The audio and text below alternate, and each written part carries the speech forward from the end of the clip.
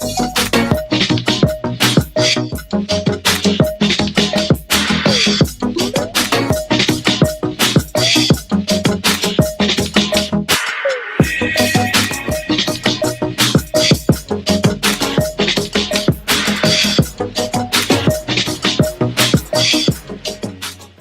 everyone, thanks for tuning into my channel. It's Jo.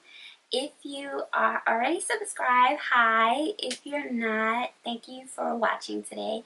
As you can see by the title, today's video is all about group travel. These tips can be applied for traveling with a group of friends, with a significant other, with family, especially multi-generational families. It can be applied for any type of group travel. The way that I travel in groups most of the time is with immediate family or sometimes extended family, as well as my girlfriends that I've known since like high school. So the first tip that I have is to know the people in your group.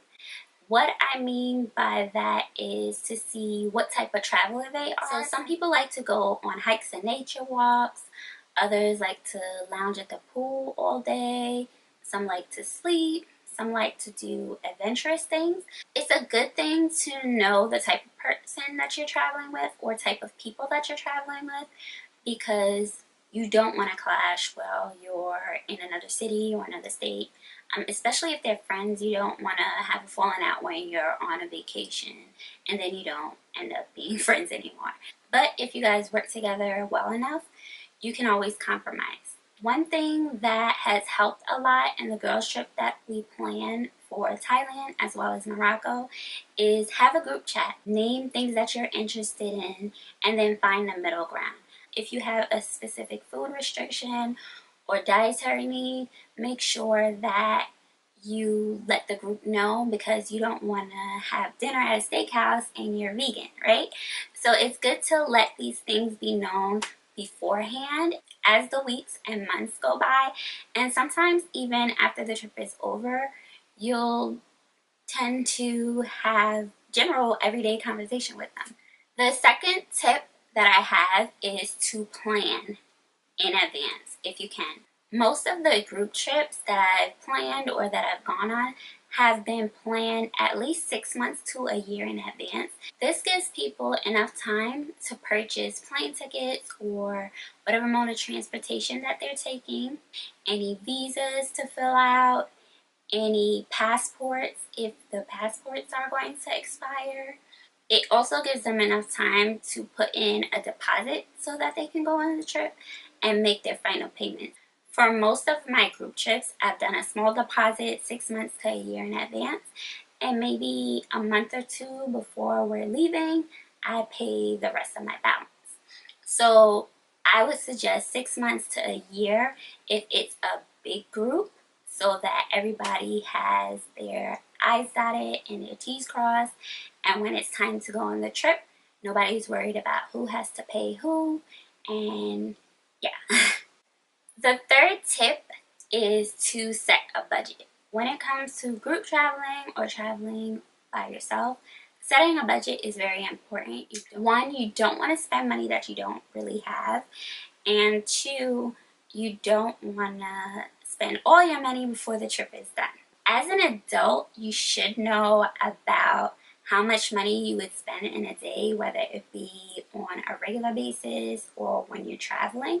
So if you're a budget traveler and you're saying, I want to spend $30 a day in X country, or if you're a luxury traveler or a high-end traveler and you say you want to spend $100 to $150 a day with food, activities, shopping, etc., make sure to bring enough for that day and cushion just in case. It doesn't happen often, but you want to have extra money just in case. For example, when we came from Thailand and we had a layover in Shanghai, the plan was to get dinner and maybe enjoy some of the nightlife while we had our layover, and it ended up being that we had to have our luggage with us, so we ended up having to get a room for the night. And luckily, between Hotel Tonight, my work bestie who speaks Mandarin, and us having extra money, we were able to sleep in a hotel for the night. The fourth tip that I have is to research. This applies to group travel as well as individual travel. As I said in my solo travel tips, research accommodations, research restaurants, research tours, research everything that you can. Again, if you think you researched enough, do some more research. In addition to doing research, make sure that the restaurants or the tours or the hotels or accommodations that you're picking fit within the budget that you set. So another thing that you should also keep in mind are people that are on your group trip that do like their alone time. A lot of times, especially if it's your first group trip or if you're used to traveling solo often, it might be a little bit overwhelming, even if you know the people. So if I went on a group trip and I'm like, hey guys, you guys can go out to eat without me, I'll grab something later, or I'll meet up with you guys later. Be respectful of that, because sometimes it's not even them, it's me. I need to regroup, I need to recharge, because it might be a little bit overwhelming for me. The last tip that I have is to do activities for everyone.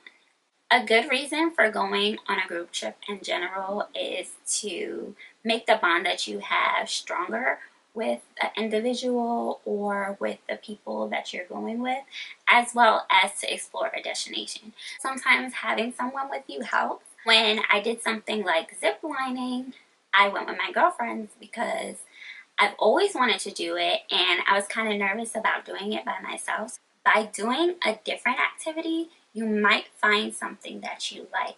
And I also feel that if you do an activity that someone else likes, it kind of helps you learn about them even more. So I suggest putting it out there, the different activities that you guys might want to do via group chat, or plan a dinner or something where you all meet before the trip. So those are my tips on group travel. If you have been on a group trip, let me know your experience in the comment section. If you want to do a group trip, let me know why you haven't done one before. If you have any other questions about group travel, let me know in the comment section. If you're not already subscribed, make sure to hit the subscribe button and the bell so that you're notified of future videos. Thank you so much for watching. Make sure to thumbs up if you like the video, and I will see you next time. Bye.